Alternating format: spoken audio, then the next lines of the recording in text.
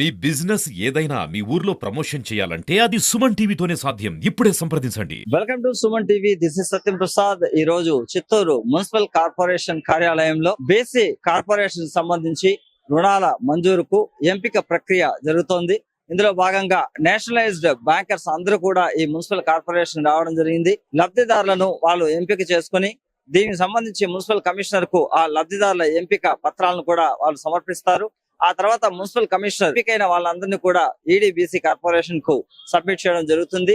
ఈడీబీసీ corporation బ్యాంకర్ల finalise list ను తర్వాత మున్సిపల్ కమిషనర్ కి అందజేస్తే దీని ద్వారా బ్యాంకర్లు కూడా ఎవరైతే లబ్ధిదారులు ఎంపికైనారో వాళ్ళందరికీ కూడా రుణ సౌకర్యాలను కల్పించడం జరుగుతుంది. లబ్ధిదారుల ఎంపిక కార్యక్రమాన్ని చేపట్టారు. మున్సిపల్ కార్యాలయ సిబ్బంది, సచివాలయ సిబ్బంది అందరూ కూడా లబ్ధిదారులకు అందుబాటులో ఉంది. వారికి కావాల్సిన అన్ని రకాలైన సౌకర్యాలు ఏర్పాటు చేస్తారు. అందరికీ నమస్కారం. ఈ రోజు రేపు చిత్తూరు నగరపాలక కార్యాలయంలో 50 వార్డులు, మొదటి రోజు 1 నుంచి 25 వార్డులు, రేపు 26 నుంచి 50 వార్డు సంబంధించినటువంటి బీసీ కార్పొరేషన్ లోన్స్ ఎవరైతే అప్లికేషన్ సబ్మిట్ చేశారో వాళ్ళందరూ కూడా బ్యాంకర్స్ ద్వారా ఇంటర్వ్యూస్ కండక్ట్ చేయడం జరుగుతుంది. నగరపాలక సంస్థ కార్యాలయంలో 38 బ్రాంచ్ల మేనేజర్స్ అటెండ్ అవ్వడం జరిగింది.